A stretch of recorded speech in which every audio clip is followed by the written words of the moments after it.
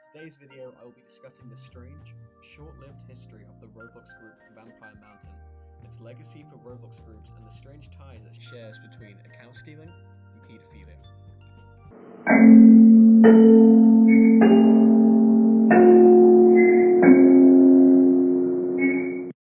The Vampire Mountain Club was either a fan group for the Vampire Knights clan, an early vampire-themed group in 2009, or an elite group that worked in partnership with it. The clan had a game associated with it, also called Vampire Mountain, which is most likely where the elite group got its name. However, since games could not be published on groups until May of 2015, it was instead tied to Body Thief's account, a member who seemingly never interacted with the VM group. The group in question would regularly hang out at the game, and seemingly it became quite popular, with nearly 300,000 visits as of writing this. In total, there were 19 members on the group who spoke on the page, the most prominent being Simgirl, Anash, and Darkfree. According to Simgirl and others, the group was a collaborative leadership. Not one person had all the power, it simply took turns.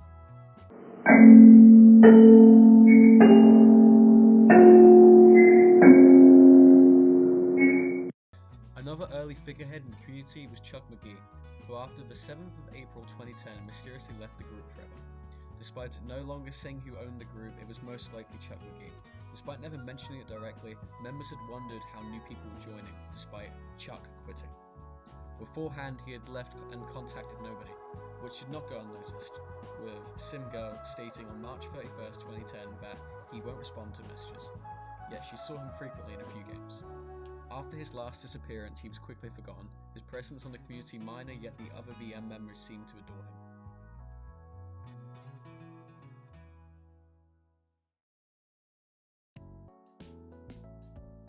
You're seeing now is of Vampire Mountain, the game which they're named after.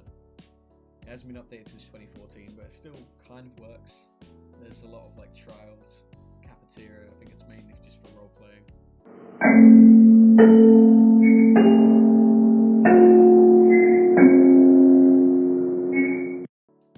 It seemed apparent that even when the group was made mid-2009, not everyone was interested in it.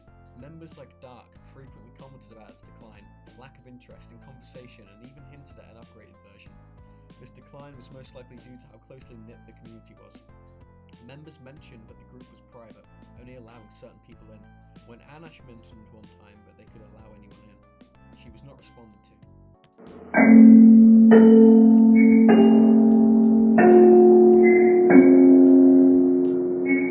Gradually over time, the group began to halt. Despite minor bursts of life throughout 2010, by 2011 the group was a shell of its former self. Random people would join in mid to late August, starting pointless conversations.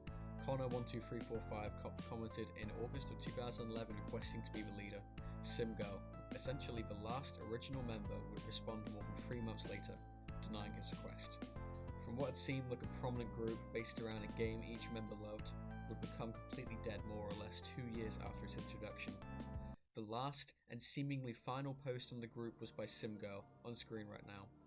August 13th, 2016 would be the final day any interaction occurred on the Vampire Mountain group.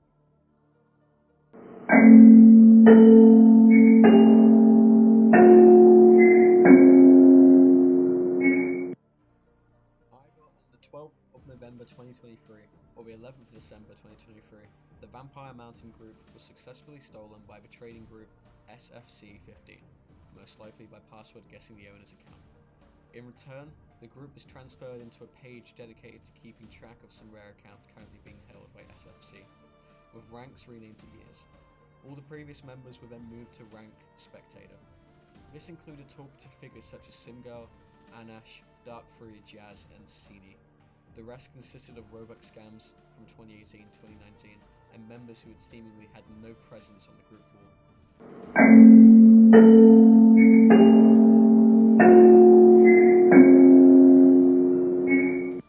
When viewing Notive's official group just a few days ago, someone who I won't go into detail about, I found that the Vampire Mountain group made up one of 2 affiliated groups. This began my interest of the long dead group and piecing together just what happened. Strangely, despite nearly all the accounts being more than 10 years old and still dressed in their time period's fashion, nearly all besides one have been online at least once since 2020. I I originally thought that they'd been password guessed around the same time, but their last online status ranged from early 2020 to January of 2024. After learning about the history of the group and its connections, one interesting theory for it being tied to Notive could be that the account stored there is. Despite no evidence, it's strange that the only group it's affiliated with is Notive, and due to its shady history on the internet, there's a fair chance he bought and sold expensive Roblox accounts. I'm not the only one who thought this, with certain members in the SFC group commenting on why he was part of the Notive Club, even after the allegations. My conclusion? Maybe when making a Roblox account, you pick a strong password, and not something that a bunch of 15-year-olds can hack into. No, but in seriousness, it was quite interesting to learn about it. I got Adobe Premiere recently, that's the reason why I started. I basically just picked a subject and did a video about it. If you like the video, then subscribe and like if you want to. I probably won't do much more content like this again, because I'm busy with school and whatnot. No, thank you for watching. Moral of the story, pick a better password.